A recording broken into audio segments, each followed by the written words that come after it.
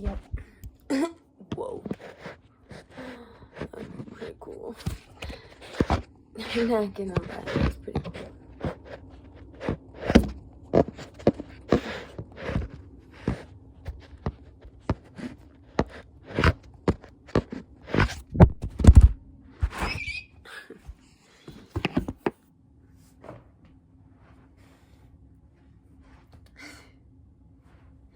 It's as good as we're gonna get. You're gonna get this and you're not gonna throw a fit. I don't want to hear anything. Welcome to the tea party. So, I was kind of having a debate with myself on where I was gonna film this. So I rented out this little lot, and we're gonna make it do, baby boo. In the bathroom, you could hear the plumbing way too loud. In the dining area, you could just hear, you don't want to know. So anyway, without just rambling, we are here for the 4th initiation task. And if you haven't been catching your little self up, now's the time. So I just wanted to make a little relaxing video today. We're not outside because naysayers will say winter's coming. I say it's not. Oh my gosh. It's getting cold out. Definitely getting cold out. So, if you would like to grab your books, ladies and gentlemen, today we are going to be starting on page 94. And we are going to be reading The Women Who Run with the Wolves, and we have been reading the story of Vasilisa the Wise. And it's been teaching us about different initiation tasks that a wild woman goes through when she has to push herself out into the forest. One of the main focuses of this story itself is losing a mother or a very important guardian, like a figure that is, just a motherly, earthly being. It could even be a best friend. So far, what have we talked about? Well, we've talked about her leaving her too good family, right? Let me not act like I don't have it right in front of me. So, we talked about the first initiation task, which was actually allowing the too good mother to pass away. Then, we skedaddled on ahead to the second initiation task, which was exposing the crude shadow, which was the step family, and kind of that negative aspect about herself. And then we had our third task, which we talked about in our last video, which was navigating in the dark, which was us being pushed to the forest, not knowing that Baba Yaga was on the other side. So, our fourth task happens to be facing the wild hag.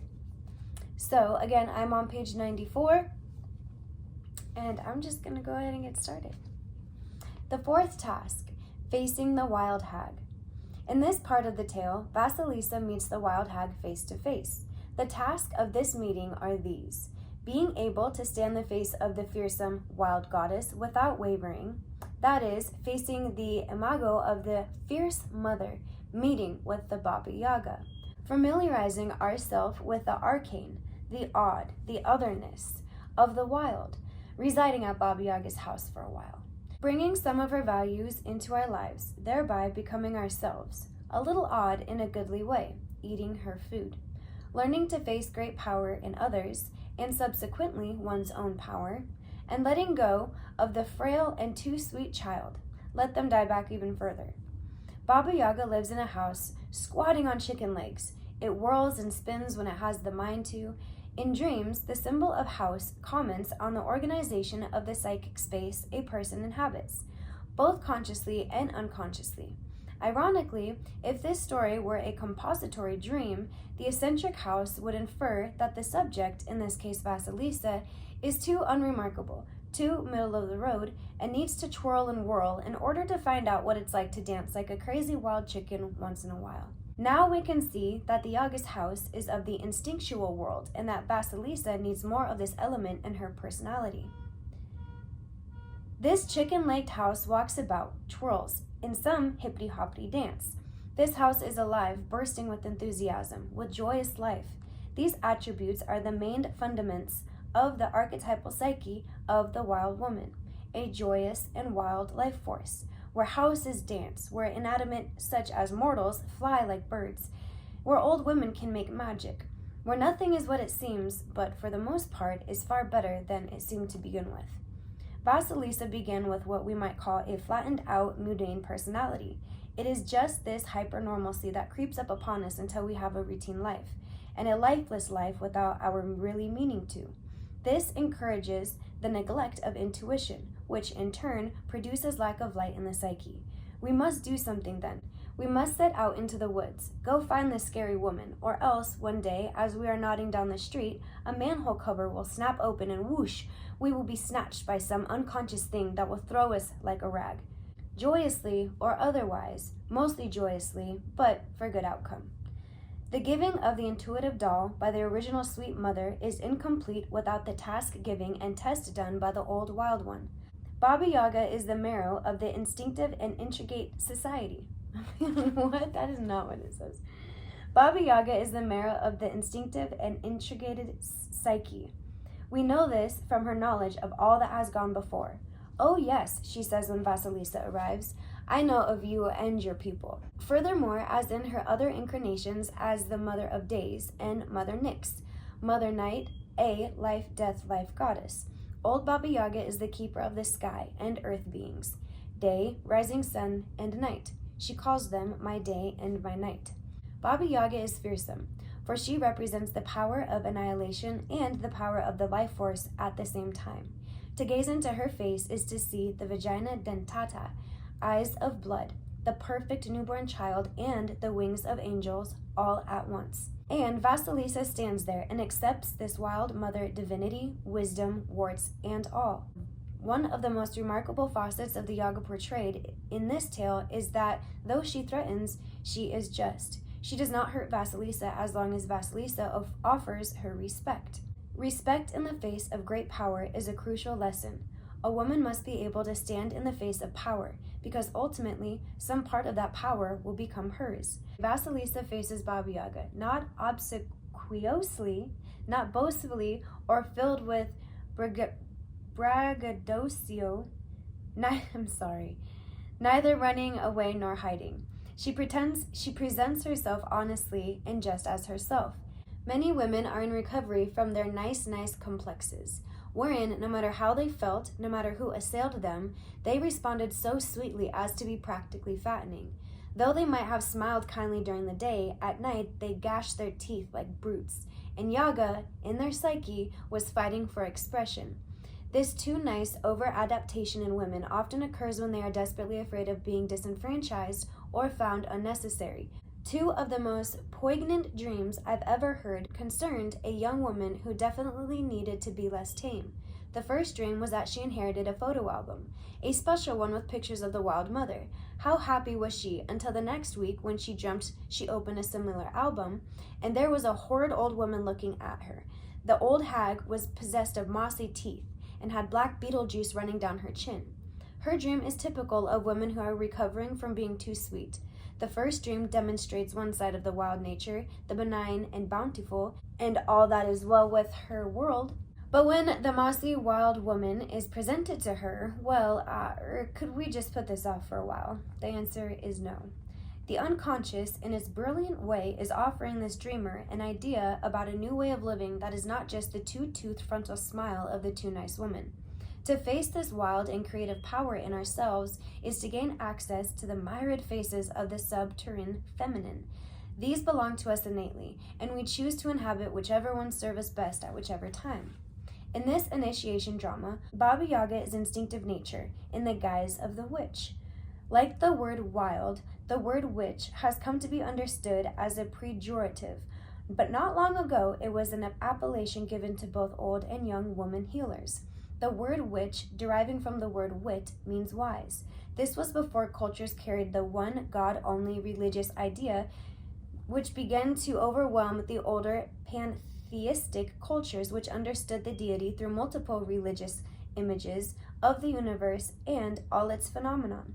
But regardless, the ogress, the witch, the wild nature, and whatever other creaturas and integral aspects of the culture finds awful in the psyche of woman are the very blessed things which the woman often needs to retrieve and bring to the surface. A good deal of literature on the subject of women's power states that men are afraid of women's power. I've always wanted to exclaim, Mother of God! So many women themselves are afraid of women power. For the old feminine attributes and forces are vast, and they are formidable. It is understandable that at the first time when they come face to face with the old wild powers, both men and women take an anxious look and make tracks. All you see of them is flying paw pads and frightening tails. If men are going to ever learn to stand it, then without a doubt women have to learn to stand it. If men are ever going to understand women, women are going to have to teach the configurations of the wild feminine to them. To this end, the dream-making functions of the psyche carries the Yaga and all her cohorts right into women's bedrooms at night through the daydream. If we are lucky, the Yaga will leave her big, broad footprints in the carpet at our bedsides. She will come to peer at those who do not know her. If we are late to our initiations, she wonders why we did not come to visit her, and comes to visit us in the night dreams instead. One woman I worked with dreamed of women in long, ragged nightgowns, happily eating things you would never find on a restaurant menu. Another woman dreamed of an old woman in the shape of an old clawfoot bathtub that rattled its pipes and threatened to burst them unless the dreamer knocked out a wall so the tub could see. A third woman dreamt that she was one of the 3 blind old women, except she kept losing the driver's license and had to keep leaving her group in order to search for it. In a sense, it could be said that she had difficulty remaining identified with the 3 fates, the powers which guide life and death in the psyche. But in time, she too learned to stand it, learned to stay close to what she once feared, her own wildish nature. All these creatures in dreams remind the woman dreamer of her elemental self, the Yaga self, the enigmatic, the intense power of the life-death-life mother. Yes, we are saying that to be Baba Yaga-ish is good, and that we must be able to stand it. To be strong does not mean to sprout muscles and flex. It means meeting one's own pneumosity without fleeing, actively living with the wild nature in one's own way. It means to be able to learn, to be able to stand what we know. It means to stand and live. So, that is our 4th initiation task, which is facing the wild hag. We have to go meet Baba Yaga. We have to meet her before anything else happens, right? So I kind of wanted to explain to you really quickly, because I think honestly that the 4th initiation task is just a hint towards the rest of the 5 through 9 or 8. I think that's how many we have. But the reason why I think it's just kind of like an inch towards it is because we have to come face to face with it first. We came face to face with exposing the crude shadows of our own self, but now we have to face the Baba Yaga, the wild nature of ourselves, which is really interesting, right? One of the dreams that I had right after my mom passed away, and it's so crazy, when I was rereading this, it made me realize how many dreams I've been currently having about my house and it being just in utter disarray, the ceilings completely being fallen apart, holes being in the walls, me finding hidden houses underneath my house that I never knew about, and people living in and out, like people trying to break in. This is recently, so like I can tell that my mind is in disarray. My house, my Baba Yaga, my wild woman, she's kind of being a little crazy, and she's literally reaching out and yelling to me through my dreams. I'm like, hey, you just got to get up here a little bit, settle down. So one of the dreams that I had when my mom first passed away was that I was sitting in my room right here, and I have 3 windows right here. And I think I might have been in my bathroom actually, and there's a window from my bathroom, and if you walk from the bathroom like this way, you can see out in the front. And I was seeing a figure walking up my sidewalk to my front door. And I was like, oh my God, who the heck could that be? What the heck is going on? I didn't know, like in my dream, if it was like a family member, a neighbor. I didn't know. But in my dream, I knew my mom was not alive. My mom had passed away. So I was kind of frightened. And when I noticed that it was my mom, I became even more scared because I knew my mom was dead. So I didn't understand how I was physically seeing her, even in my dream. Like my dreams have always been weird for me. So I didn't understand, yo, you're not here. So how am I seeing you? She ends up opening the front door, and my heart sinks in my dream, and I'm just like, oh my gosh, I'm scared she's coming to attack me. And I end up going out there to see her, and I'm really frightened, I'm really scared, but at the same time, I'm happy and I'm excited because I see her. And, you know, I hadn't seen her in a long time, and in my dream, I knew that. So I fall to the ground, and I'm hugging her, and as we fall to the ground, she falls into my lap, and her face becomes like of a robot almost. She has all these wires come out of her mouth, and like all these like wheels start turning in like weird ways, and her hair starts falling off. And what was weird was the whole time I was watching that, I had her head in my lap, and I was just brushing her hair back, like, you know how if you know a kid is having a hard time falling asleep, or an adult, heck. And you play with their hair, it kind of helps. So it was like I was trying to comfort my mom, and I was watching her, and my fear went from being completely frightened and almost like horrified to it being so beautiful. And it was like the weirdest thing. And I've had a couple dreams where that's happened before, and I've had some almost like, you know, like lucid dreams where something's just rushing in, and all of a sudden like just coming to me. And I think that's the wild woman, that's the Baba Yaga in our dreams, kind of trying to wake us up and say, yes, things are kind of scary, things feel weird, us discovering the wild nature of ourselves, the one that isn't always in line with what everybody else is doing, like how everybody else is kind of like just like a Build-A-Bear, you know, like literally a Build-A-Bear. When you learn that, oh, I'm no longer like, I'm not a Build-A-Bear, I'm a Baba Yaga, I got a wild house on chicken legs, like my house itself spins and dances on its own. When I'm out traveling and like doing my own thing, like when our intuition is doing its own thing, our minds and our soul and our body, the Baba Yaga's house, it's still there. It still needs to be met, and it still needs to be introduced to. And that's what this fourth initiation task is seeing the old hag. And sometimes it's not as pretty as you expect it to be. Like some of the most wildish women out there are probably the most creepy. Like they look maybe half wolf, half tree, and you're just like, have you brushed your hair, Sarah? No, I'm just joking. But they're not always just like cookie cutter and clean and squeaky, like she said, two-toothed, too good. Like just two teeth always, hi. It's like, no, Baba Yaga screams. She's got that beak, that like that nose and chin, that meat in the middle, and she could like almost talk with her nose and chin. She got warts and all. She's got wild hair. But what does she teach Vasilisa? She literally teaches Vasilisa that, look, you're too good family. Yeah, your dad that doesn't get it. Yeah, you that don't get it. Yeah, I can teach you something. I can teach you. Come here. But she had to make it through the woods. It had to be a little creepy. She had to rely on her little doll in her pocket, right? But then it's like when she gets to Vasilisa, or when Vasilisa gets to Baba Yaga, the doll kind of remains quiet, right? Remember what happens in the story? She stays quiet, and she stays in the pocket, and she's like, hey, don't work yourself too hard. You need to rest yourself too. When you wake up, everything will be done. And that's literally what happens. I think that kind of gets into more about, into the fifth initiation task is when we actually get into Baba Yaga's house and what Baba Yaga has us do, right? The milling the seeds from the soil, right? All the weird stuff. But we have to face her first. We have to literally tiptoe our way up onto her footsteps. It's not even just seeing her house. We have to see her. It's facing the wild hag, as they say. And she's the ultimate healer. She's the one that also does not keep us around. So I think that's also the cool part, is being introduced to somebody that isn't going to stay around forever. Like we expected our mom to stay around forever, right? And then when they unexpectedly passed away, we're like, whoa, what the heck? So then Baba Yaga teaches us, like, yo, you can't just go and find a new nest. She's like, you're not going to stay comfortable here. And I think I like that. That's what the wild nature in us, and us as wild women, we have that voice inside of us that's saying, don't get comfortable. Baba Yaga doesn't get comfortable. She goes and spins and twirls and whirls, and her house is literally dancing for her. She has almost no control over her chicken legs. But she won't allow somebody to just come in and only learn from what she has to offer.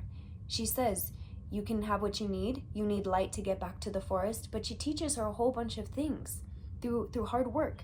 And we'll get further onto that in the next video. But I just think it's very important for us to learn that we as multidimensional wild women have multiple dimensions inside of ourselves that we have to meet, right? And it's like almost just as we, as our souls, ourself, are trying to get to the next dimension, We have our little souls inside of us that are flying through the dimensions of our body. It sounds so weird, but that's just kind of how I think of it. Like, Vasilisa went through one dimension where she was with her mom and everything was bunny and ducks, right? Nothing could touch her. She was always comfortable, like always smiling, never crying. That was one dimension. That was her first dimension. Then her second dimension was seeing her mom pass away, right? Then her third dimension was meeting her stepfamily and seeing her dad isn't really doing all that much.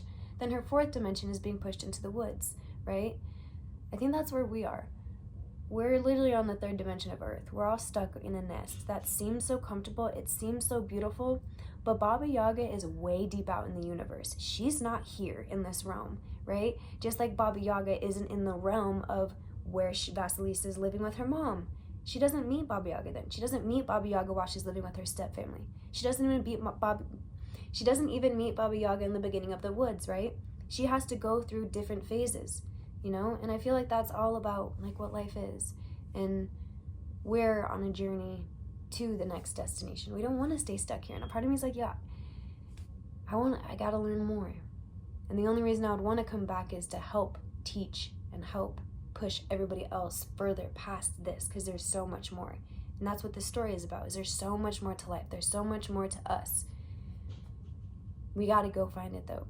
It's scary, it's creepy, it's dark, but hey, if we don't have a flame, Baba Yaga will give us one. And when that flame dies, hell, we'll go out into the woods, venture out and find another one. Or maybe a part of this story is we learn how to make our own flame. I don't know. But that is what I have for today. I want to try to keep this one a little bit shorter. It's probably the same exact length as all the other ones. But yeah, that was the fourth initiation task. Yeah. Pay attention to your dreams too. My dreams have been so weird lately. I swear, like when fall time comes, weird stuff just goes on in the universe. But pay attention to your dreams. And I really like that she mentioned that today, especially if you're dreaming about houses. It's saying a lot about you and your psyche and where you are. So if you're dreaming of a beautiful house on the top of mountains, maybe you're just doing great. Maybe you're on a perfect path. But if you're like me and you have dreams where you come home and there's like cat feces and animal feces and like humans and like stuff that shouldn't be, bugs, that I dream of that nasty stuff. That says a lot. So reading this book has definitely been helping me. And I have another book that I want to show you guys. I found it outside. Like, I swear to God, I found it outside again. And it's really, really, really, really helped. It's really helped. And it's kind of about the law of attraction, but it's more so when the law of attraction isn't working, like, sort to say. It's not that it doesn't work, but it's maybe when we feel like the law of attraction isn't working or our lives are like just completely stuck when we were moving forward so much.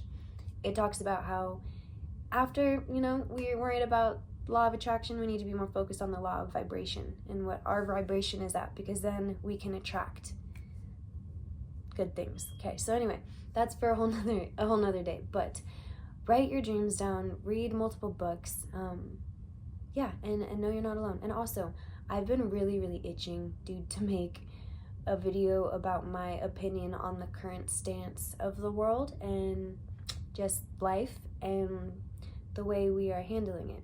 I've been really, really itching, and I feel like it's just time for me to itch that scratch, because I don't know, being quiet is what literally the world wants right now. So I feel like